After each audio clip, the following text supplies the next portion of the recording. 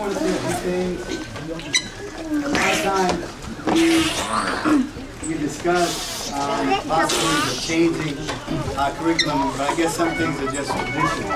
And what you didn't see was the old tradition of becoming a Blackbelt in school, where you have to actually do combative. But that combativeness is not out of any type of hate or show that we want to beat up on that person. What that shows is that in life you have to be tough. Sometimes you make it jump. I often tell the story of my instructor who was telling me at one point in time he had seen a man getting jumped. That man was surely, if he didn't interfere, would have gotten killed. So I'm young in the martial arts, and my instructor was telling me the story, and I said, wow, I'm going to hear a fabulous story about how my master chop suey somebody. And so my master told me, he said, he saw the guy throw the guy to the ground. He was jumping up on top of this guy, kicking him in the head and kicking him in the face, and coming down with blows that would surely kill him. So he said what he did was he just jumped on top of the guy.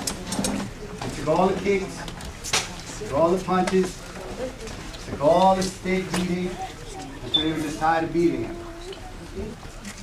But I was sitting there saying, well, why, in my head, why do you sweep somebody with a dragon whip's tail kick? But what he told me from that story was, through the martial arts, he had conditioned his body so that he could take blows. Today you saw Mr. Jones taking blows.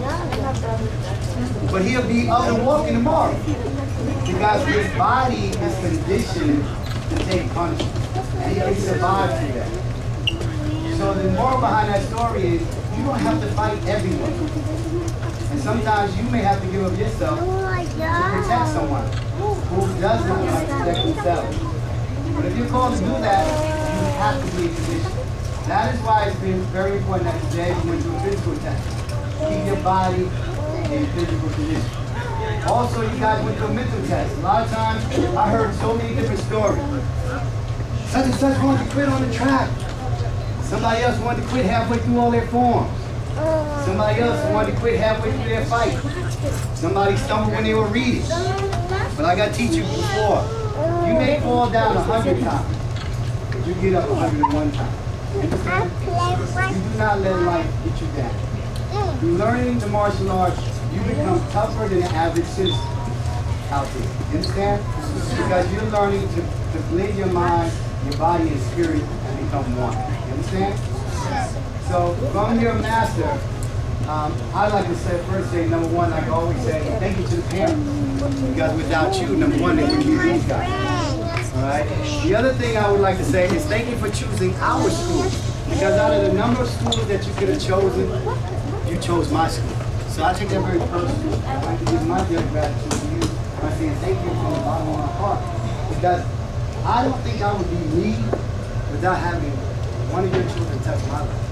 You know, they teach me as much as I can. Sometimes they come in and they have doubt in their life. They say, you know, I just can't get this and I just can't get that. And I'm listening to them and I'm saying in my head, I'm living some of those same things. We all, even as parents, have doubt. There's a promotion coming up.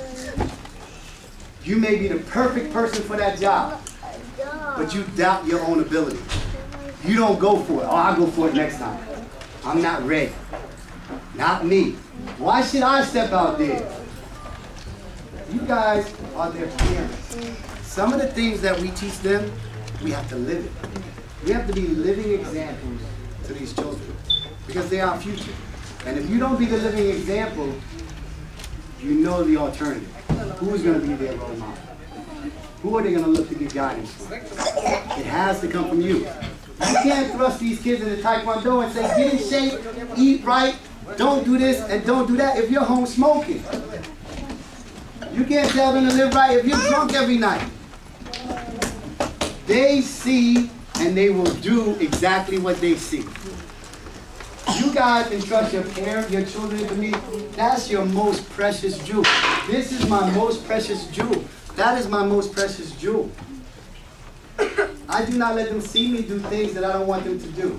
And if I do, I try to become better the next day. Every day I apologize to my children for the mistakes that I made. But I don't want to pass those sins on to my children. So let's please, as parents, I don't want to preach to you. My father was a preacher. But I want you guys to be a living example. Because we have to make the right choices for them. And I think that you guys make the right choice by putting them in my school. Because as much as you love them, I love them the same. When they do something wrong and they hurt you, they twice as much hurt me. And I call them into my office to give them discipline, but also to give them wisdom so that they won't make those mistakes that I see being made every day in my line of work. And I don't ever want to have to see one of these kids locked up behind bars, an alcoholic, on drugs, because that's what life gives them the choice of. But in here, by keeping them here, yes, they will learn how to fight, but they will learn how to make right choices in life. And that's what's most important to me, that they make right choices. Okay. I'm very proud of everyone here. Very proud to say all of you guys were exceptional. So what we're going to do before we do our candlelighting ceremony, we're going to have you guys stand up. We're going to award you your belts. We're going to award you your stripe. Now, if you pass, you're so gracious to pass this test.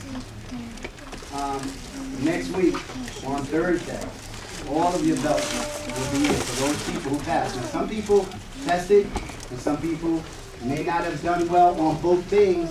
Now, they're not going to get their belt. So tonight, we're going to give the belt, and next week, we're going to call you in individually and let you know if you made it on to that next rank, or if we had to hold you back for some reason. And then you'll have to try again next week in class to move up to that next rank. Okay? If you did your best, then I'm proud. If you're sitting there saying, I didn't do my best and I could have done more, don't make excuses.